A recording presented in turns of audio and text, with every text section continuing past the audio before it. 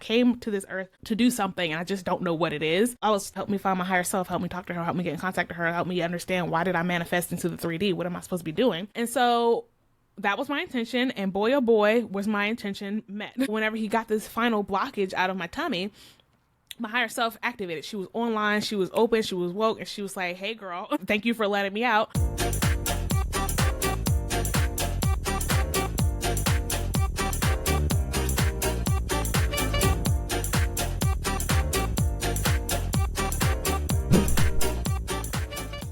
Hello, hello, hello, and welcome back to Bree Speaks podcast. I am your host, Bree Speaks, who created the 7 narcissistic social hierarchies of control. The 7 narcissistic social hierarchies of control are patriarchy, capitalism, corporatism, racism, ableism/ageism, and Abrahamic religions. So I got to learn about some of my past lives, which I will not be telling you guys about because as crazy enough as you know them. I know at least 3 of them. There was 4 of them we talked about. One of them she couldn't get it across very clear who it was.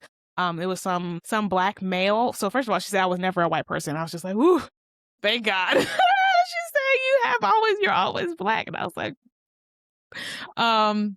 but one of my past lives was taken out by some white people, which would explain my kind of like disdain for the Caucasian race. And then another one of my life, I was going against authority, going against the system, trying to dismantle these terrible like structures that are oppressing people, and then the white institutions, they took me out. And so that's why I'm back again, doing the same shit. And it's just like, take me out. I'm like, here's the thing. I said before, but now I'm even more sure of it. I'm not afraid of death, because death is like, it's the death of this physical body, but it's not the end of this. It's not the end of me. It's not the end of my spirit body. I'll come back again and we'll do this again. Hey, round and round we go. So yeah, so I learned about some of my past lives, and that was excellent. That was so fun. It gave me so much courage to be who and maybe I'll put one of my past lives, or maybe 2, 1.5, we'll see, in my members only. So if you are interested in who I used to be in one of my lives, come over there and I'll let you know. But yeah, it's just like that. It did give me a lot of confidence, and to know that like I felt all of this stuff inside of me, and I felt like this is what I want to do, but it gave me so much confidence of like, nah, this is what you're doing, exactly what you're supposed to be doing, helping deconstruct all of these institutions, all of these things that are coming over our brains and taking over who we are, and taking away and making us suffer. Is making us suffer. And I just, which I'm gonna do it in a different video, but it really helped me understand the process of manifesting down into the physical, why your spirit decides to do that, and then trauma, and how trauma, trauma can put you to sleep, but it also can wake you up. And so when you manifest down and you go down through the veil of forgetting, and you don't know who you are when you're born, well, you kind of like, you are who you are most closely, but you don't mentally know it in the physical, and then you are traumatized to hell, and it changes who you are. But then you grow and you grow and you grow, and each time you overcome and heal from a trauma, you ascend closer and closer to your higher self, until one day you go through some sort of big trauma, or like you heal from some sort of big trauma, or you go through some sort of big realization. It's called an awakening, and then you wake up, and then you wake up into your higher self. When I divorced my husband, that was like one of my first awakenings, when I had like literally woke up and was like, oh man, what the fuck am I doing here? And then I know a lot of people going, and I'll tag my video on what it is, an awakening. I was like, that's one of my favorite videos that I've done, but nobody watched it.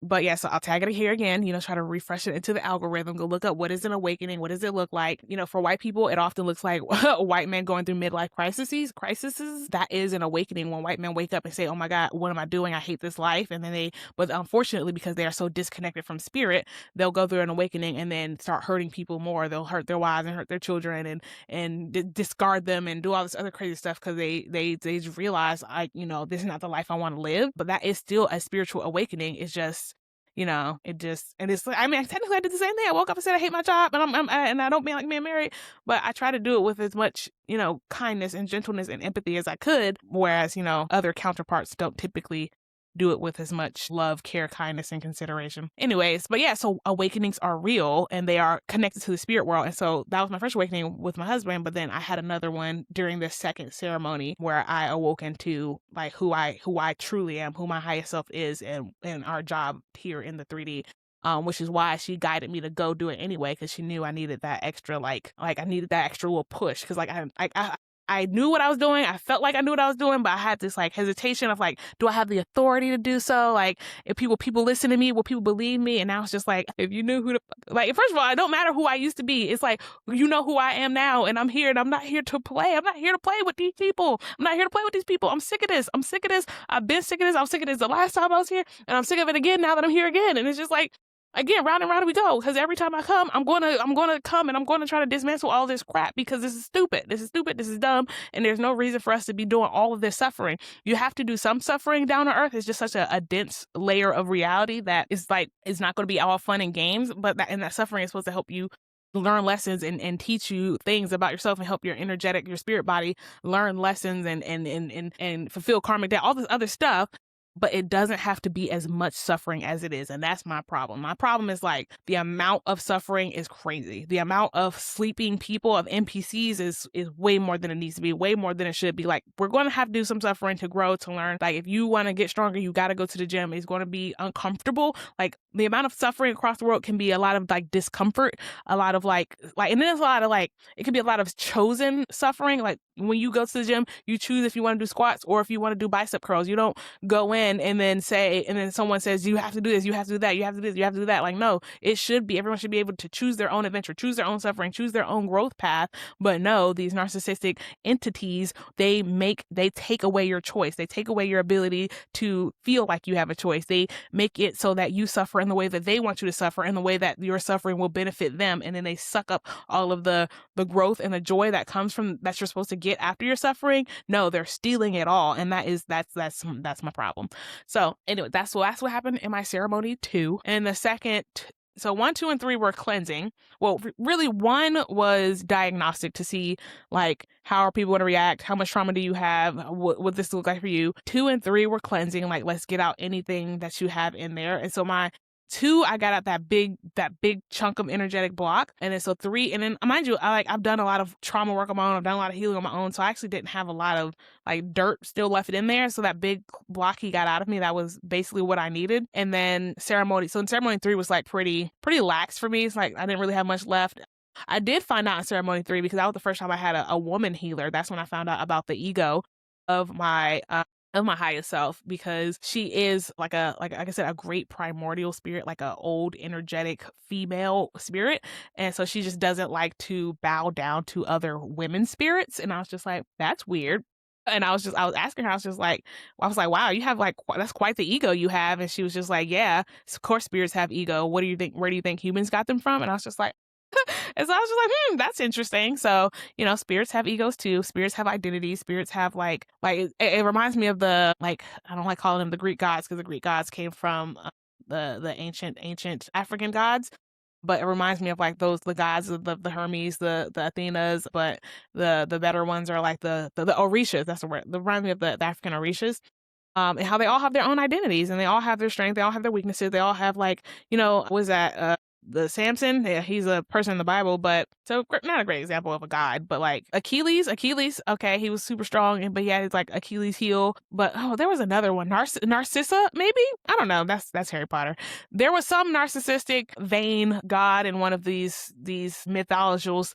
And they had a big ego. They really just thought they were so pretty and so handsome. I think it was a man, and was obsessed with their own reflection until they like looked at themselves so long that they passed away. Yeah, so it's just like gods, like the gods. Like, first of all, everyone has essentially everyone has a god. Everyone has a piece of God, a piece of the collective consciousness inside of them, and the collective consciousness is God. And but you are a fractal piece of that, but not a piece as in a less piece, but like a piece as in like I don't know. A fractal is like it's you have you're a piece of the whole, but the piece of the whole has everything it needs to become the whole again / everything to be the whole, if that makes sense. So it's like you're not a piece and you're missing everything. You're a derivative. You have everything that comes from God inside of you.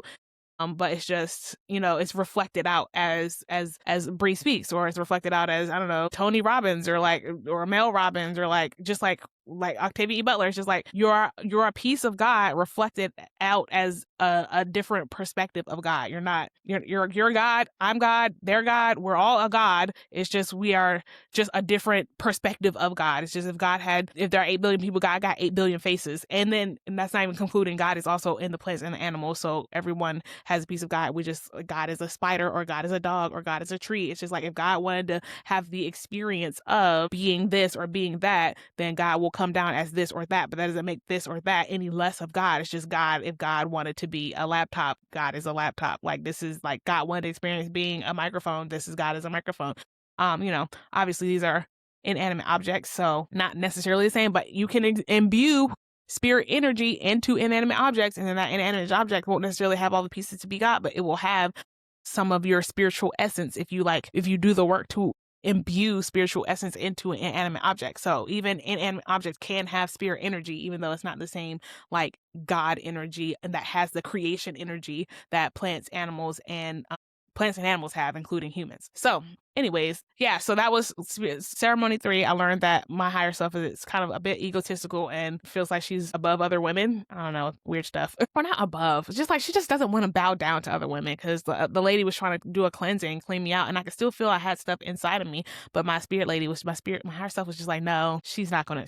It's like she felt it as a submission to another woman. And I was just like, what an interesting realization. And I was just like, no, your higher self and your lower self are one and the same. They're just literally two sides of the same coin. And so I have to recognize that is a part of me, and I have to, work on integrating that in some way. But I'm just, I don't know, my lower self, me, I love women. I think women are great. I think women are fantastic. And I will advocate until the blue moon that women should rule the world, which I think my higher self, no, I know my higher self agrees with that. She just feels like she personally does not want to bow down to other women. Whatever. So that was ceremony 3. Ceremony 4 was so excellent because, again, I had a male maestro. I had a male healer who was doing his song. And so her ego was down, and we were able to have like a very just candid conversation. And this is where I got to like learn more about my past self, learn about more who she is, more about my mission, more about what I'm supposed to be doing in the future, like learn how to talk to her outside of these ceremonies, because, the veil between your higher self and your lower self is thinned while you have this medication. But once the medication is gone, the veil is, it's back up essentially. So, but we establish ways to communicate after the veil is back up. So now I have access to her. I can talk to her. I would highly recommend this book, The Signs, by Dr. Tara Stewart. Here she is on the back.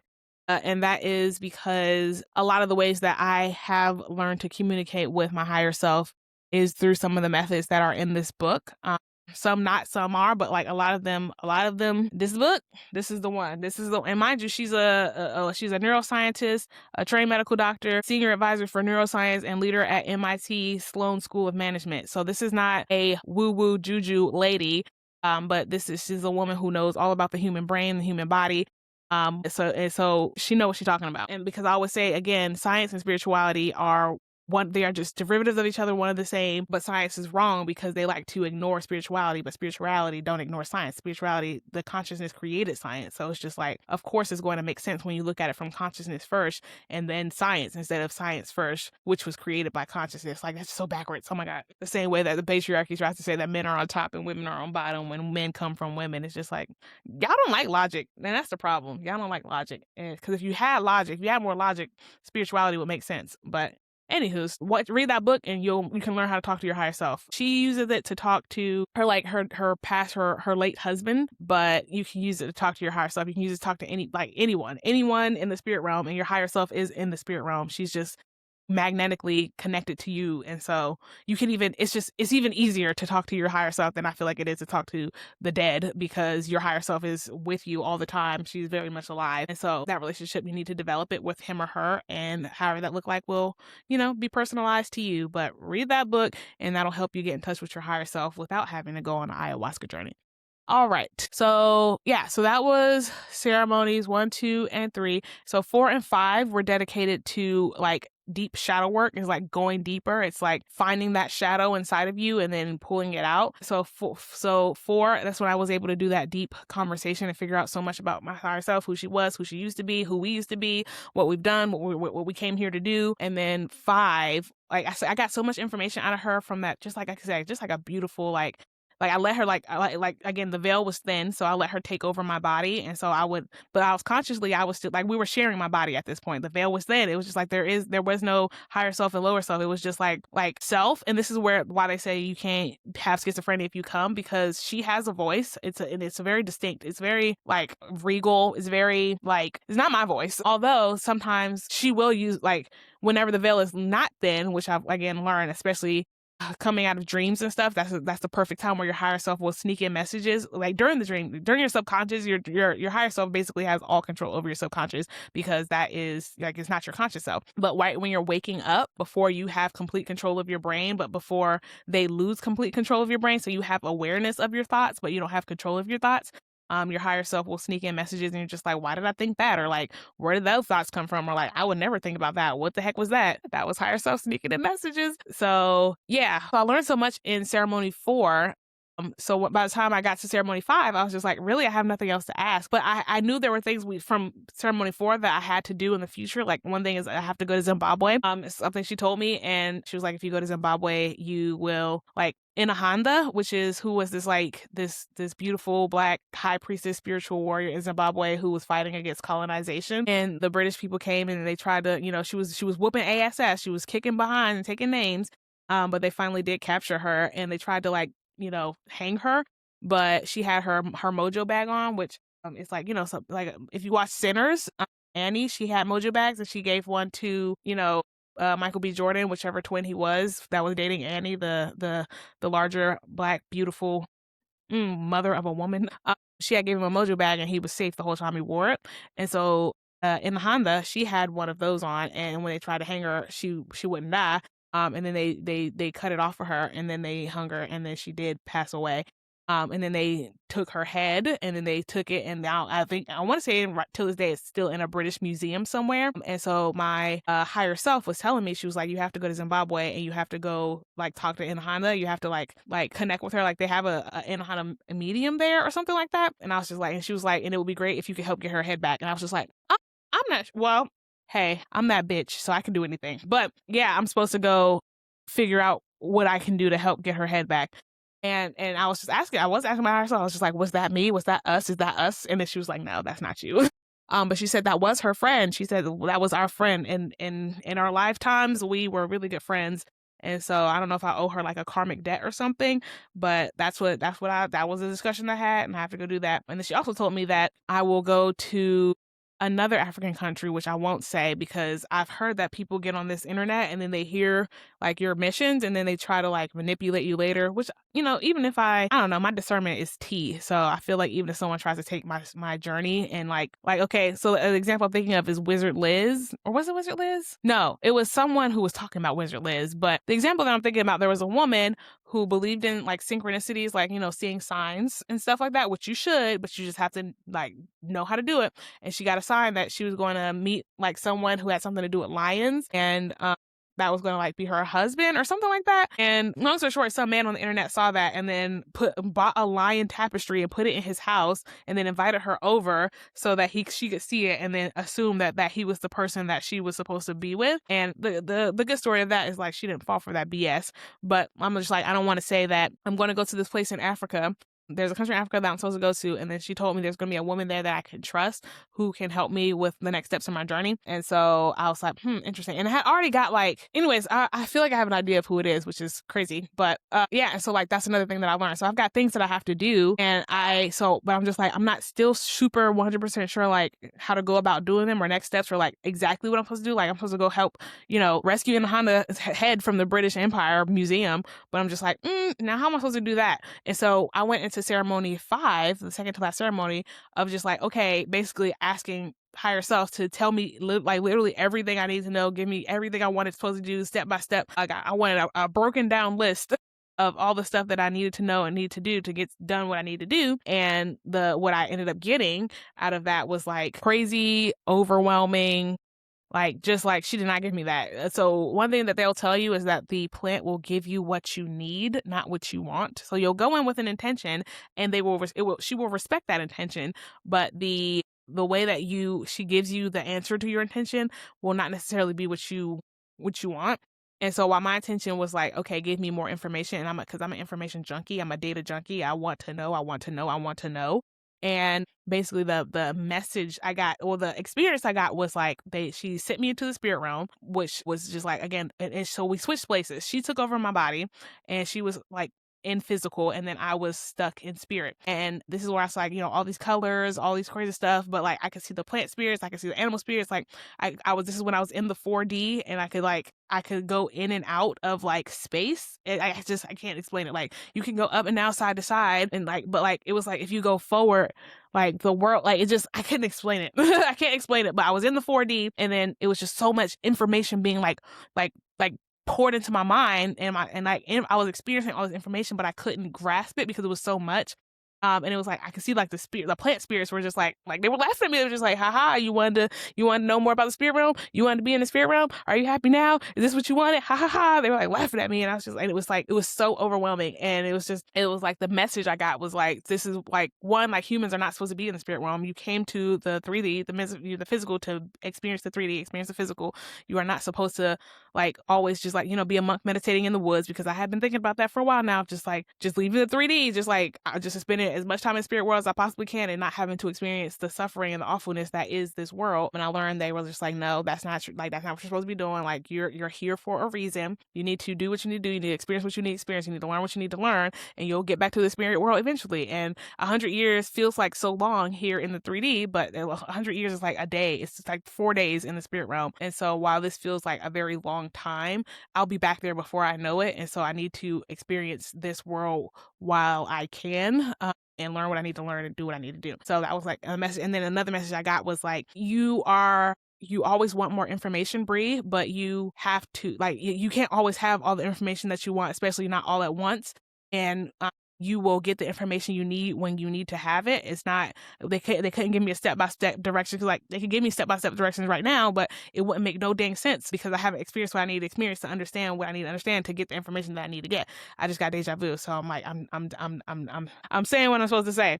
Yeah, and so it's just like, dang, I was like, it was just like a lesson that I had to learn, was like, yeah, I wanted more information, and they gave me more information, but it taught me that information is not always what I need. I need to act. I get so lost in gathering information sometimes that I fall on the action half of that spectrum, and I don't do the action. So I will do my action. So I gotta book my tickets to Zimbabwe, and I got permission to move to Panama. So yeah, I'm out of here. I cannot wait. Because I was like on the fence, and I'm on the fence. I was like, should I stay in America? Should I leave? Should I stay? Should I leave? My family's here. I miss my family. I want to stay with my family. But the long story short is I got confirmation after confirmation after confirmation that I am supposed to get out of here. I'm supposed to leave. Because I was about to buy some land near my dad's house, and so so I can be near my family, or just so I can have the option to be near my family. And I asked Spirit, like, every way upside down, which way from Sunday am I supposed to stay in America? And every way which way from Sunday, she was like, no, you better not buy that land. You're not supposed to be here. This is not your mission. You're not your journey. It's like, you're here to help wake up the collective, but it's not supposed to be from America specifically. Like, will I be back? I'm not sure, but it's the way that I'm like, Panama, I'm supposed to be there for a little while, and then I gotta go to Zimbabwe, and then I gotta go to this other country, and then we'll see what happens from there. But I'm just like, I just don't think I'm supposed to be here. And it's like, and then it's like my spirit, even when I was in Peru, and I was like, my spirit just felt so happy to be out of this dreadful country. And so I know that I'm not supposed to be here. From my soul, from my spirit, I am not supposed to be here. So I am leaving literally as soon as I possibly can. I have my boy for the summer, my son, and so after I drop him back off with his daddy, it's up. So yeah, that was ceremony 5. It was kind of traumatic, but I got to see spirit realm, but that's not a place where humans are supposed to be. You're supposed to be here, and I learned that the hard way. And then ceremony 6 was their closing ceremony. It was to close all of the healing that they've done, pack it in and leave it inside of you. And so that was ceremony 6. It was pretty, I would say, uneventful. It was like a kiss goodbye to my spirit self, because I'm not going to have access to her in that way. In such a like clear and raw and unfiltered, and like I said, this is like what it feels like to have schizophrenia, to literally have 2 voices in your head. I was just like, whoa, crazy. But it was a beautiful experience. Not that I want more access to her, and I will figure that out, how to get access to her without, like, more direct access to her. Like, we have a way to communicate with each other outside of that medicine, but I know there's a way to have greater access to her without either trauma, which causes schizophrenia, you have uncontrolled access, or without some sort of external medication having to be taken. There's a way that I just me and her can connect, and in the meditation world, in the cleansing world, just there are ways. I have to figure it out. I always figure out whatever I got to do. I'll get there eventually. I can't wait, because talking to her was just like, ooh, how healing, how healing, how healing. It's just like, you're not crazy. It's just like all this stuff you feel it on for a reason. Like, you know what you're talking about because you know what you're talking about. And I'm just like, yes, now I can take over the world. Yeah. And then so after the 6 like ceremonies, oh, and just for your FYI, it was like ceremony 1, like the small taste, and then we did a break. And then ceremonies 2 and 3 were days back to back, and that was very intense. And then did a break. And then ceremonies 4 and 5 were back to back, and that was intense. And then we did a break, and then the closing ceremony happened. And then people, and then you had a day of like, of stuff and goodbyes, and then people left. And then there was the integration part of the retreat, and that was like extra. So the 4,400 was for just the 12 days. And then if you wanted to stay for an extra 5 days, I believe it was another $1,200, I believe. Something like that. I will say something like another $1,200, because I think the final price was $5,600. So, which, in hindsight, I'm like, is $1,200 for 5 days crazy? Maybe it is. But I think this was one of the cheaper ones, because it wasn't in, like I said, a Western country. It wasn't in a luxury hotel. And you got a bunch of stuff. Like, it wasn't like just the ayahuasca. Like I said, you got the plant baths, you got vapor baths. And I didn't tell you guys, there was one point where, so after ceremony 3, where I had that egotistical conversation with my female healer spirit, that was a cleansing, but I didn't get it all out because my spirit would not allow myself to be cleansed by another woman. Again, weird. But I had an energetic massage a day after that, and this man, he was a man. He massaged my stomach, which is the place where I was holding a lot of my trauma, a lot of my pain, a lot of my suffering, a lot of my sadness. He gave me this incredibly uncomfortable stomach massage, and I was just like, okay, that was weird. That was uncomfortable. And I just started weeping. I started bawling. I just started crying. And I could feel like he had massaged out basically the rest of that energy that wasn't able to get out in that first attempt. And yeah, so I started crying, and then I realized that I was still holding a lot of my sadness from my divorce, maybe some sadness from my custody stuff in my stomach. And then another, zodiac connection here is, so all the zodiacs are affiliated with one of the 7 chakras, or like even more of the 7. Like, there are 12 zodiacs, so like they're associated with different parts of your body. And the zodiac, like the Cancer, is associated with the stomach and the breast. But like she is the mother of the zodiac, so she is associated with like maternal parts. But the stomach is one. It's also why Cancers often are very good at cooking, because it's a part of making in the home, like nurturing, like feeding people. Anyways, so Cancers hold a lot of, and naturally hold a lot. And like there was a Leo there, and Leos are the heart chakra. And then I remember him talking to him, and he was like, yeah, I felt all this like tightness in my chest. And I was just like, that's because Leos are the heart chakra. And I was talking to a Sagittarius, and theirs their chakras are like held in their hips. And so if you are spiritually unaligned as a Sagittarius, you'll have a lot of hip problems, and she had hip problems. So it's just like, y'all say this woo woo juju, but it all makes sense. Just saying, it all makes sense. So yeah, I was holding a lot of sadness from my divorce and from my custody, and like maybe even my mom, because me and my mom got some, not I wouldn't say issues, but like I'm like have some sadness that deals with my mom, and it was all in my stomach. And so after he did that energetic massage, like I just started crying, and that was another physical manifestation of a spiritual release. And so ever since he did that, I have not been like, every time I think about my husband, I'm just like, I don't get sad. I used to still cry when I thought about him and like getting divorced and all that stuff. I was just like, it's all gone now. All gone now. Although I know I still love him. I still talk to him. Actually, I was talking to him while I was in Peru. He's doing well. He traveled to Europe. He's doing good. But yeah, but I just don't have sadness about it anymore. It's just like, I'm not saying it is what it is, but it's just like, I have to move on, and the relationship that we have, we're still trying to figure out what that can look like. It's just like, it's not going to be what it was. It's not going to be, I'm hesitant to say it won't be romantic, but like, I'm not a girlfriend. I'm not a wife. I'm not owned by anyone. I am a sovereign human being. And so that's that. And so another energetic massage that I got was on my knee, which is, I'm a Sagittarius rising, so that's still leg problems. And yeah, I've had a dislocating knee for like years, you guys, like because of sitting at corporate America, and that's when it started, when I was abandoning myself for a narcissistic structure, and that creates spiritual misalignment, which manifests as physical disease, and so and I'm a Sagittarius rising, so it ended up being in my legs.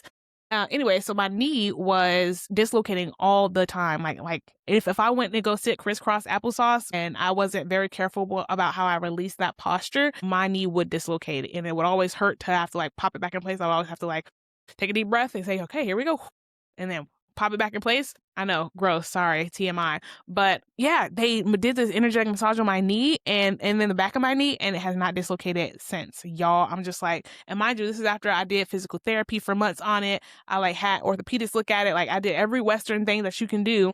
And then this man like massaged and did intentions and like energy like out of my knee, and my knee has been fantastic. I feel y'all, I'm just like, it's been years it's been doing that. I'm just like, just that was like that was worth the price of the whole thing, if I'm saying so myself. Like everything else was like also worth the price, but like that was just like such a like a I had no idea. Like I didn't go in there to get my knee fixed. I was the furthest from my mind. But they literally asked you like, what are all the physical ailments that you have? And so they had this one healer there who specialized in like bones. He literally they said he has like a song or a key. Oh, they said he has a key, 264 keys for every one key for every bone in the body, something like that. But his energy healing was specific to bones and musculature. And I don't know what he did, y'all, but I think my knee is healed. I think my knee is healed. I still to the moment, I'm like hesitant to say it because I'm just like, it feels too good to be true. But like the fact that it's been weeks that it hasn't dislocated. And again, it used to dislocate at least once a week on a good week and several times a week on a bad week. And it hasn't done it once. I'm just like, and mind you, I've been sitting crisscross. I love sitting crisscross applesauce. It's like one of my favorite ways to sit. So I've been sitting crisscross applesauce, and it's y'all want to act like Western medicine is the best, Western medicine, everything. No, everything is spirit first, and then it manifests into the physical after. And that was me. I was spiritually abandoning myself at that job, and it manifested in my knee. So anyways, yeah, so that happened. Crazy, just good stuff. Then, so after the initial 12 days, I stayed for the 5-day integration period. One, we got salt back. Oh my God, thank God. I was so happy just to have salt. I was like, oh my God. So, cause like, but you couldn't have pork, still couldn't have sex, still couldn't have drugs, which is good, but you couldn't I stayed for the 5-day because after you did the process, they wanted you to stay clean so that you can, so that the medicine can continue working. And if you started, eating a bunch of junk, eating, energy swapping with a bunch of people, like doing all this, not to say crazy stuff, but like stuff that is not spiritually or energetically aligned, it could throw off all the work that they just did inside of you. So you can choose to stay for 5 extra days with them so that you can stay inside the like container of goodness and not necessarily have your system shocked going back into this narcissistic programming, evil demon world. So I decided to do that, and what a wonderful time. What a wonderful time. Like my favorite session. So we did a bunch of like reflection sections, introspection sections, like just stuff to keep you going inside of yourself instead of like going out. And one thing we did was like this singing resonance session where you got a partner and you like sang a note, and then the partner had to match the note. And even if you couldn't sing, it was just like, just ooh, and you would just meet them, and you guys would resonate with your voices. And it was again magic. Like Nikola Tesla, I love that guy. He said one of the things he said was, once human beings start looking at everything through vibrations and frequency, they will heal the world. And that was just like, it was just like I don't know, like at the end of the session, I felt high. Like it was just like something inside of me, it was cleansed, something inside of me was healed, like resonating, like your vibration, making it vibrate at the same frequency as another human. That was one of the coolest things I could have ever done. Like I don't know. I'm gonna go ask my sister if we could do it, because it was just like, I don't know what the heck it was, but it was just so cool. And then there was another exercise where we did this deep dive into ourselves, and we had to figure out our biggest our core disbelief, or our core limiting belief. We had to find our core limiting belief inside of ourselves. And mine was about what I'm doing. I always felt like I know I'm very intelligent, but I always felt like if I had something to say that people wouldn't listen and believe me. And so they had us, we had to do, first of all, I didn't know that about myself, but we had to do this deep diving exercise, and I figured that out. And then we had to have a partner say the opposite of that belief to us. And so I had my partner saying, people will listen to you and people will believe you. And like when I can say that now with like, yeah, duh.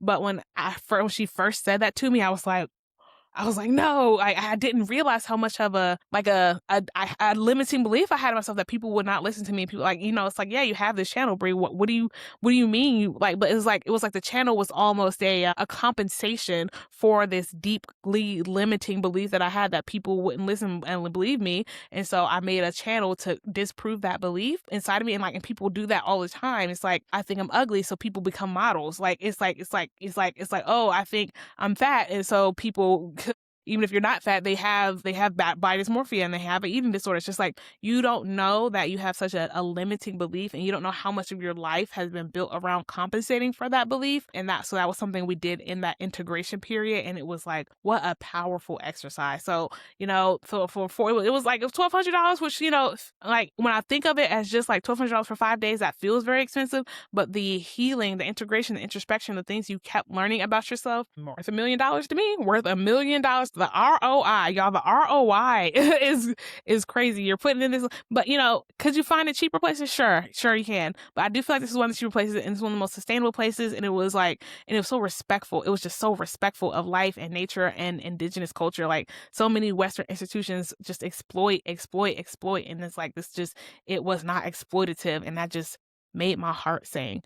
So that was my ayahuasca journey. It was amazing. I highly recommend it to all people. If you can find you a safe and secure ayahuasca place and you have things inside of you that you feel like you need to figure out, definitely save up some coin and go. I use a lot of my tax refunds. Someone asked me that, how have I been doing things? I have savings, I have a 401k, I have an investment portfolio, and I had a big tax refund this past year. And so that was what I used to pay for most of this trip. And, now I'm on to other things, other business ventures. I got side hustles. This doesn't pay me anything, so please do join my membership and watch and share and subscribe so that, maybe one day it can pay me so that I can, start doing more rest. But last thing I wanted to share is that one of the things that came out of me during my after one of my ceremonies, I don't even remember which one at this point, but so things that come out of you that you create are a reflection of your spirit, and because your spirit self, like when you're in flow, that is when you're connected to your spirit self. That's when when you're in the spirit realm, time doesn't exist. Like when you're in flow and you feel like time is just like, time doesn't exist. Like you just you look down and you're in flow and you look up, it's like been 4 hours. Like that is when you are in the spirit realm. That is when spirit is flowing through you. Like when nothing exists but you and whatever it is that you're doing, and it's usually whatever you're creating, you're in your God mode is what I call it. That's when you're in your God mode. And I'm in God mode like when I'm speaking, and then whenever I am like writing out a story almost, or like a piece of art, that's when my God mode activates, when I'm in flow. And so after one of my ceremonies, this poem came out of me, and so I'm going to read it to you. It is called The I versus the We, and I will show you the picture ahead of time because I think it'll be helpful. But this is the I, this is the we, and it's inside the yin and yang symbol. So think of it like that. All right. The I versus the we. There is no I without we. There is no we without I's. No we can truly control an I, and no I can control the we. Both the I and the we are incredibly powerful in their own right. The I contributes to the we, and the we contributes to the I.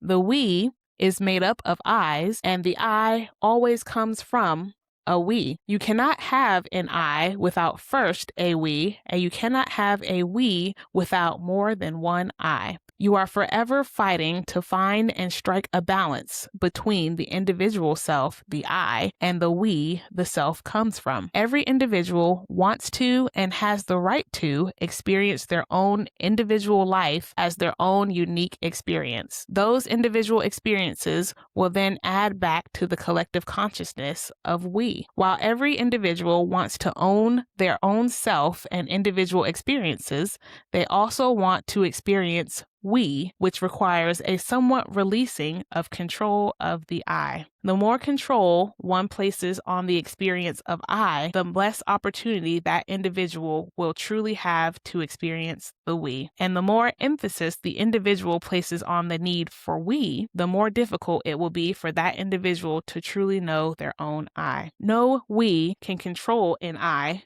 for an I has inherent sovereignty. No I can control the we, because the we is inherently a group consensus. To fix the world, we must first all agree that it is broken. To find a solution for the outside world, we must first find that solution within our individual selves. Bree speaks. Thank you. I hope that makes sense. I know it's a lot of I's and we's, but my favorite part was when that realization I had that there is no we that can control an I. So there's no United States government that can control you. There's no parents that can control you, no church that can control you, no culture group of people, that there's no group of people who can control an I, for an I has inherent sovereignty. Like no one can control you but you, because you, like, everything you do is something that you want to do. Like if you don't want to do it, if someone tells you to do it, you have a choice to do it or not. Even if someone has a gun to your head and they say, if you don't do this, I will kill you, you still have a choice in that moment to die or to do it. And so I'm just like, and I know there are a few times in my past lives, and if it happens in this life, I'll do it again. If they say you do this or you die, I will pick death. And I know that's a little, because again, I'm not afraid to go back to the spirit realm. I've been there. It's a wonderful place. Sometimes it can be scary, but it's a beautiful place, and it's full of peace, love, and happiness, and eternal existence. So it's just like no one can control you because you have inherent sovereignty. And there's no I that can control the we. And I was thinking about Donald Trump and how he is doing all this stuff to make America like the shittiest place that it absolutely can be. But at the end of the day, the we is inherently a group consensus. So as long as we agree that he controls us, he controls us. As long as we agree that the United States government is in control of us, the United States government will control us. As long as we agree that these billionaires have control over everything, the billionaires will have control over everything. The moment that we all agree that this is bullshit and that we want a change will happen. All right, that is all for today. Thank you for listening to this 2-part series of my ayahuasca journey. I know it was long, but thanks for staying with me. I hope you learned something. If you enjoyed and you want to support, please do, like, share, subscribe, hype, all those things. Those are your free things. And if you want a Bree Speaks mug that helps you remember every day that you are inherently a sovereign human, and that all of these narcissistic social hierarchies that the evil people place on our minds in order to control us, they are optional. You can opt out at any moment. It might take some time to opt out of something like a capitalism, but you can opt out of that too. You always have the choice. The choice is yours. And so you can buy one of these at breespeaks.co, or you can just donate to my Cash App at breespeaks2. Thanks again for listening. I love you so much. The God in me loves the crap out of the God in you, the God in all of us. I hope everyone wakes up one day and sees who the fuck they really are, so that we can tear down these stupid, dumb systems that are hurting us and our children and our future generations. Until next time, always remember, stay woke. Bye-bye.